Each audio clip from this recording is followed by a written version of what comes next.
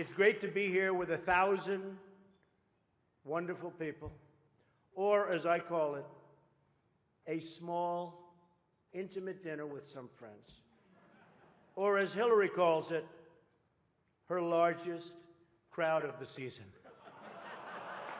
I do recognize that I come into this event with a little bit of an advantage.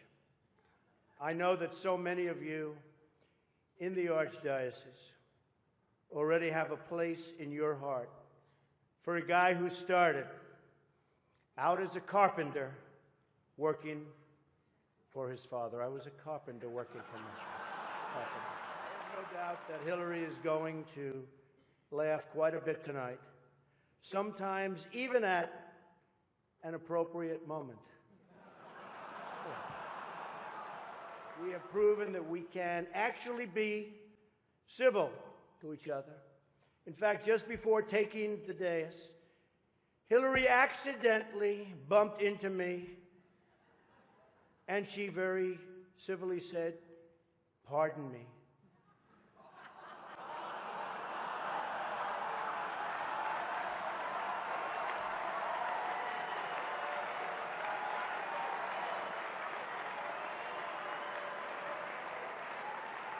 And I very politely replied, "Let me talk to you about that after I get into office."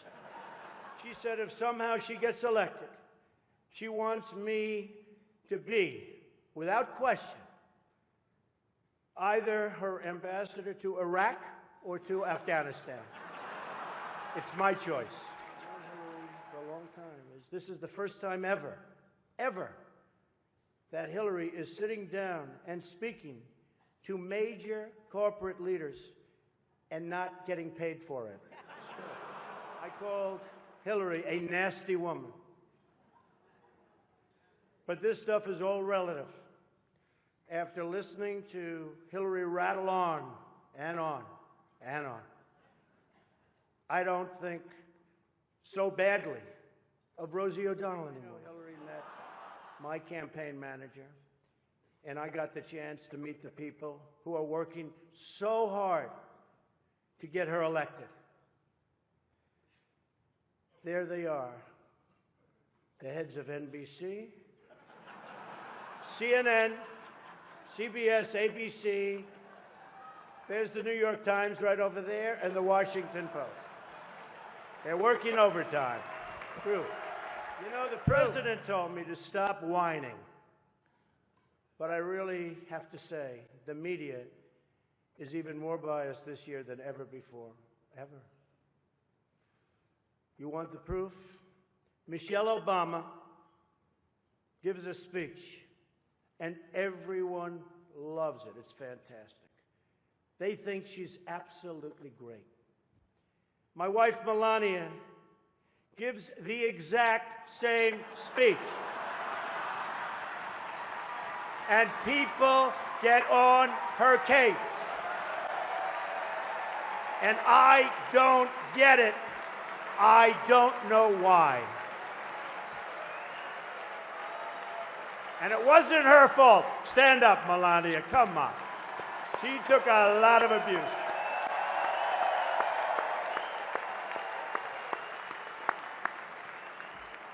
Oh, I'm in trouble when I go home tonight. She didn't know about that one. Am I okay? Is it okay? Cardinal, please speak to her.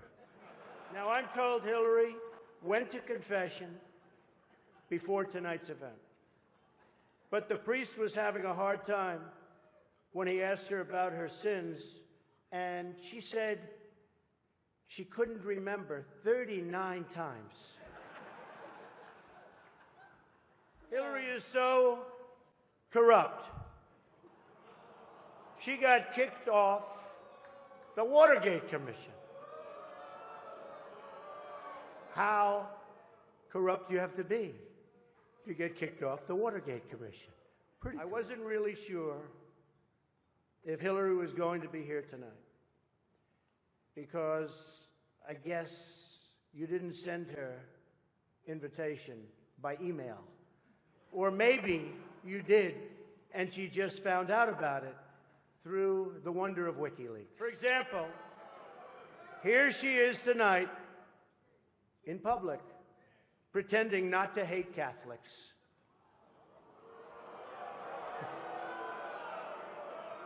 Now, if some of you haven't noticed, Hillary isn't laughing as much as the rest of us. That's because she knows the jokes. And all of the jokes were given to her in advance of the dinner by Donna Brazile, which is, everyone knows, of course, Hillary's belief that it takes a village, which only makes sense, after all, in places like Haiti, where she's taken a number of them. Hillary's been in Washington a long time. She knows a lot about how government works. And according to her sworn testimony, Hillary has forgotten more things than most of us will ever know. That I can Pleased to tell. announce that tonight we have raised $6 million.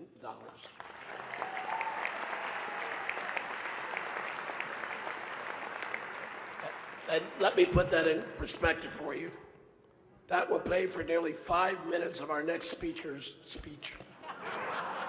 This is such a special event that I took a break from my rigorous nap schedule to be here.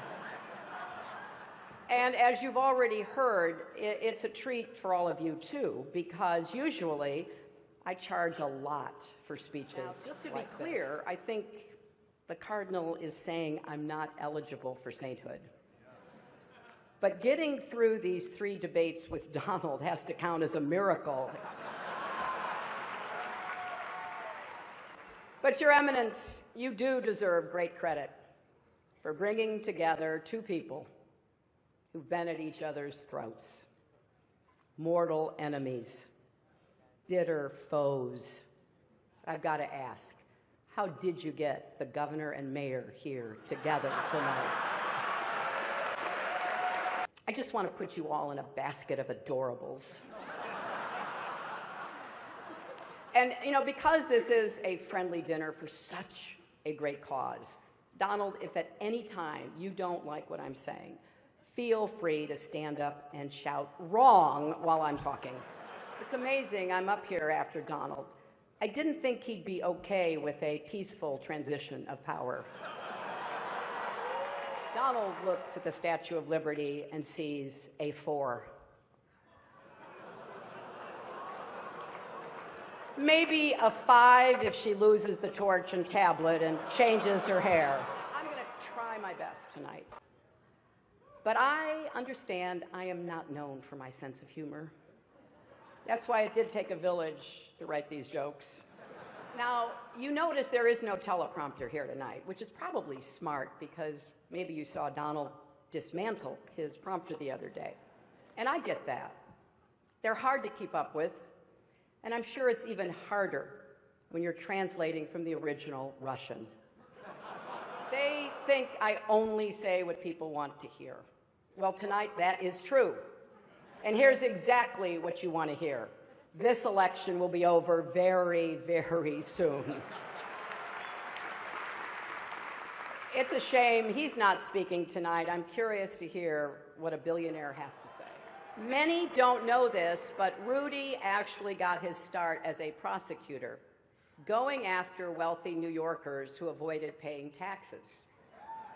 But as the saying goes, if you can't beat him, go on Fox News and call him a genius. Donald wanted me drug tested before last night's debate. And look, I got to tell you, I am so flattered that Donald thought I used some sort of performance enhancer. Now, actually, I did. It's called preparation. Looking back, I've had to listen to Donald for 3 full debates, and he says I don't have any stamina. That is 4.5 hours. I have now stood next to Donald Trump longer than any of his campaign managers.